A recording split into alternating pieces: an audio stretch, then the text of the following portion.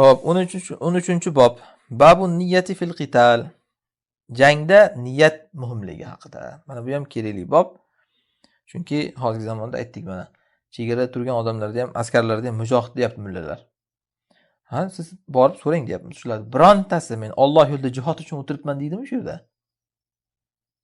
O'zi gapidan men vatanimni himoya qilib terroristlardan, islomiy ekstremistlardan va hokazo ana shunaqa gaplar bilan o'tiribdi. Niyati yo'q odam qanday qilib jihad qiladi? Holbuki niyati jihad bo'lgan odam ham jihad qilganda agar ozroq niyatiga boshqa narsa aralashsa, jihad deyilmaydi uni. Umuman o'zi niyati yo'q bo'lsa endi qanday qilib mujohid deyiladi?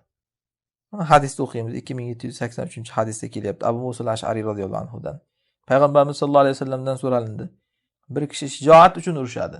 Ha, ho qilib haligi askarlarga o'xshab shunchaki o'zini ko'rsatish uchun urushadi ya'ni. Va kimdir hamiyat uchun urushadi. Hamiyat degani ana shu vatanparvarlik. Hech kimga bermaymiz seni O'zbekiston deb masalan, ana shu uchun urushadi. Yoki aynan O'zbekiston emas, boshqa davlat bo'lsa ham, qaysi davlat bo'lsa ham. Kim olyapti sendan hali davlatingni? Hamiyat degani ana shu, Alloh uchun urushayotgani yo'q u. Va kimdir riyo uchun urushadi. Xuddi deb o'zini ko'rsatib pahlavon qilish uchun. Shunda Rasululloh sollallohu alayhi vasallam aytganlar, kim mujohid degan mana. Man qatala li takuna kalimatullohi al-ulya fa huwa fi sabilillah deganlar. Kim Allohning kalimasi oliy bo'lsin deb urushayotgan bo'lsa, ana shu Alloh yo'lida urushayotgan bo'lgan odam. Endi so'rang deyapmiz borib mana. Tuhmat emas. Qur'on hukmi oliy bo'lsin deb urushyapsanmi desangiz, shunday ko'zi chiqib ketib sizni qamayda olib borib shu joyda askarlar. Sen hizbiy deydi sizga qarab. Yoki ishchi vahobiy deydi sizga qarab. Qanaqa qilib odam musulmon bo'ladi? Qanaqa qilib odam endi Alloh yo'lida jihad qilayotgan bo'ladi? Ochiq bu havoyi nafsdan boshqa narsa emas. Alloh yo'lida deydimi, hech qaysi aytmaydi u gapni askarlar. Katta xiyonat bu Rasululloh sollallohu alayhi vasallam hadislariga shuning uchun ham. Aytsa askarlik qilishiga huquq ham bermaydi uni. Men Allohning kalimasi Qur'on hukmi oliy bo'lishi uchun o'tiribman bu yerda desa, o'sha joyda u askarni olib borib qamaydi. 2784-hadis. Abu Uqba, Abdurrahman ibn Abu Uqbadan rivoyat qiladilar. Fors ahlidan bir mavlo bor edi. Ya'ni forslik bir kelib qolgan ozod bo'lgan qul, xizmatkor. Musulmon endi ya'ni. Shu kishi aytadilar. Men payg'ambarimiz sollallohu alayhi vasallam bilan Uhud kunida jang qildim. Demak shu Uqbani o'zlari hozir shu. Hakan nima bilan li ahli Fars, Fors ahlidan kelib chiqqan bo'lganlar-da u kishi. Fors ahlidan kelib chiqib ozod bo'lgan qullardan. Shu kishi aytayaptilar, men payg'ambarimiz sollallohu alayhi vasallam bilan Uhud jangida g'azot qildim. Mushriklardan bir kishini urdim. Shunda ol mendan, men forslik g'ulomman dedim. Ya'ni haligi ol mendan degani zarbani ol degani-da, qilich zarbasini. Ye deydi-ku o'zimizda ham mana zarbamni. Shunga o'xshagan gap bu. Men forslik g'ulomman deb haligi faxrlanib bir forslarning shijoati bilan shunaqa qilib gapirganlar-da.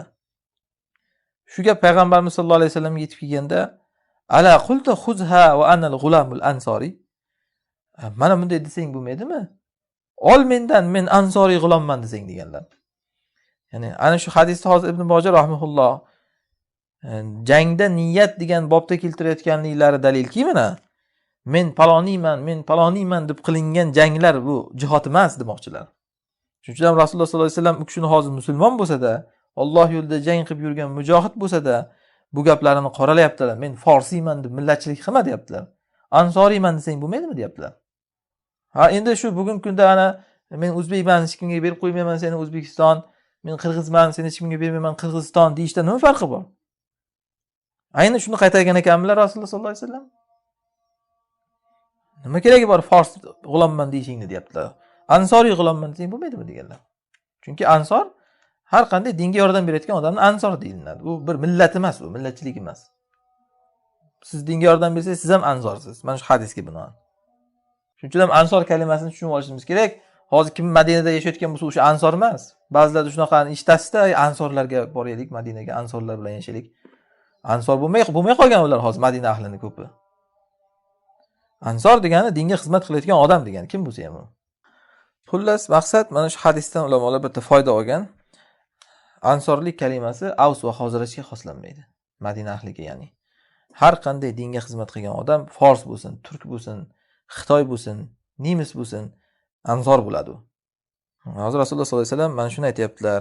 Sen ansoriy g'ulomman deb aytganlar. Mana bu dalilki, insonni endi ana shunaqangi ansorlikka o'zini nisbat berishligi yoki muhojir deyishligi bu firqalanishga dalil bo'lmaydi. U xos istiloh u. Yani hozir mana aytayapmiz-ku, ko'p toifalar chiqyapti. Masalan, hizbiylarga hizbiy deb o'zingga firqa chiqarma yoki boshqasiga o'zingga boshqa paloniy deb firqa chiqarma desangiz, unda ansor bilan muhojir ham firqa chiqarishmi deyapti. Ansor bilan muhojir deb nomlangan-ku deyapti. Farqi bor ekan mana qarang. Ansor bilan muhojirni Alloh rasuli nomlagan. Shuning uchun u nomlarga o'zini nisbat berib inson biz masalan muhojirlarmiz, ansor bo'lsa biz ansorlarmiz deyishi joiz. Uni Alloh rasuli nomlagan nom. Lekin unga qo'shib sen paloniy deb nom qo'shaverishing joiz emas.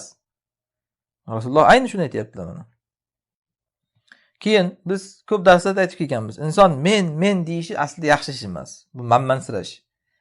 Lekin kofirning oldida manmansirash joiz. Bu ochiq hadisda ham kelgan. Inna minal khuyala ma yuhibbuhulloh va ma yubghiduhulloh deyilgan. Shu manmansirashlikni ba'zilari borki Alloh yomon ko'radi, ba'zilari borki Alloh yaxshi ko'radi deyilgan. Alloh yaxshi ko'rgan ana shu manmansirashlarning ko'rinishlaridan biri jangda manmansirash. Ya'ni men mana oldingdaman seni. Kel oldimga deb haligi kofirni chaqirish oldiga inson. Hozir Rasululloh sollallohu alayhi vasallam mana shuni ma'lumot qilmayaptilar mana. Men duvar deyaptilar, lekin ansoriyman deb, forisiyman nima deganlar. Millatchilik qilma deyaptilar ya'ni.